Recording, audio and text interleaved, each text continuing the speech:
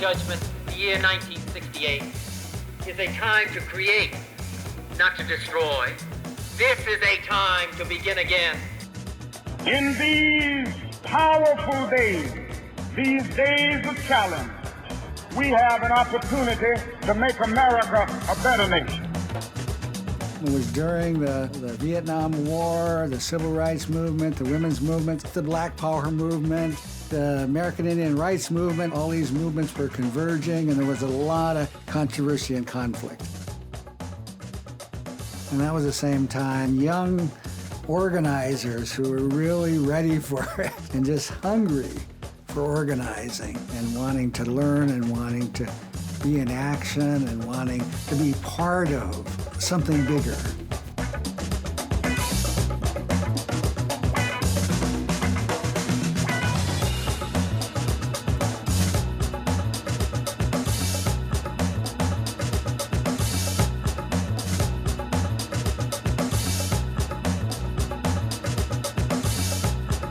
I ended up, being arrested and put in jail in Chicago for being involved in the organizing I was doing, and charged with carrying a concealed weapon, and it was a drumstick that was in the car, for beating a drum.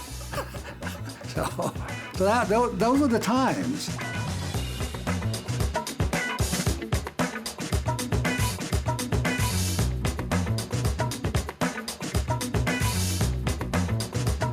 That was really when I started to connect with CCC, not knowing it. David Ramage and Dick Boone and this guy Jack Conway. It's an amazing group of leaders who have provided the foundation, along with a tremendous board of directors, of almost a who's who of the civil rights movement and the war on poverty, and in those challenging years when this country had to make a change.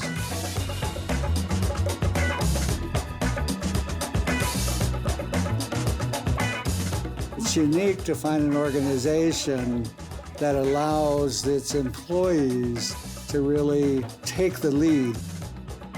That really brought me into that group of people that I stayed with in one way or another for my whole career. Organizing constantly evolves. What I've tried to show through my work is an evolution of who I am through my family, through my community, through the networks that I've connected with, and the telling of story. And that started when I was with the Center for Community Change. We have to follow and understand our own story. Now my work is all about organizing around story, because to me, that's where it all starts. The organization I worked for was about community change, was about helping communities, and it provided me with the opportunity to tell our stories. And I learned how the film industry worked. I learned the technical side and the process. And so when I came back here, I made a decision to help bring our stories back through film. Yeah, that's what it is. The first DVD of Ohiosa, The Soul of an Indian. That's exciting. Okay. The only thing I wish is that your mom was here to see it. Yeah. She was 101 years old when she passed away A couple years ago. I'm Bedewa Kantawan, which is the branch of the Dakota people that were from the Twin Cities area. My Dakota family was exiled from here after the 1862 Dakota War. So I grew up on a reservation in South Dakota as a Santee Sioux tribal member. Anytime I thought about what had happened to my parents and my grandparents and the history of being exiled and the history of living on reservations, that made me angry. And it made me angry for them. And it made me want to make it a different place for me and my family. So as a result, I felt I needed to do something different. And my family needed to sort of break out of which I felt was a very controlled community, and felt I needed to understand how the system worked, and then being able to work the system and organize with, for, and against the system, as a more controlling our own lives, our own stories, our own destinies.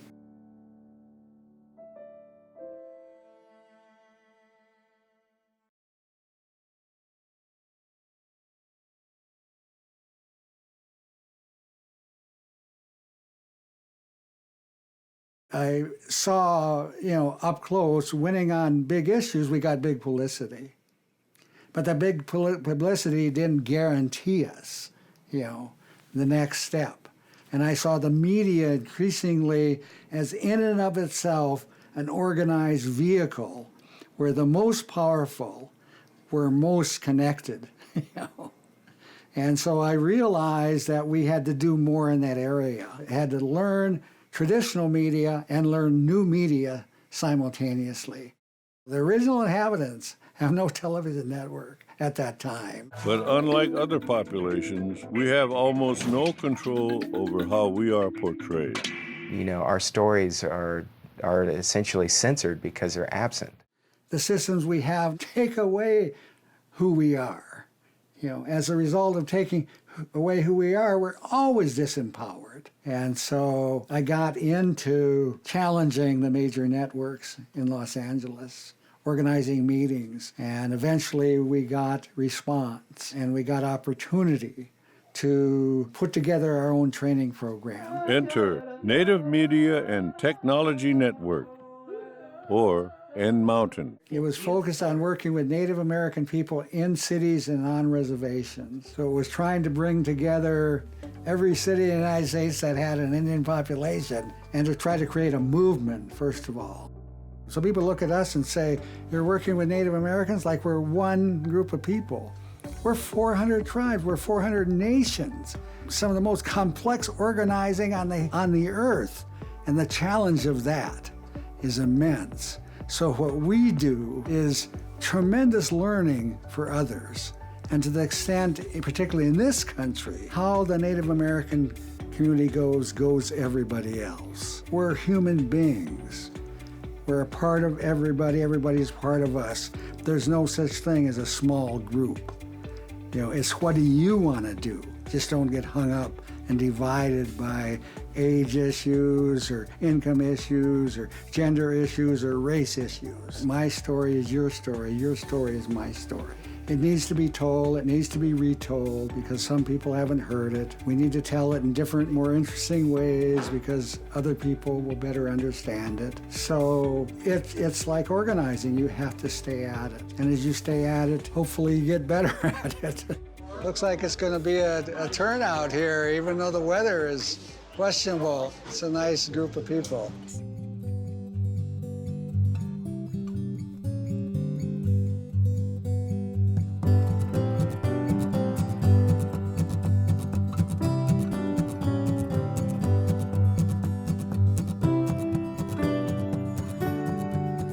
I have the only grandchildren in my family.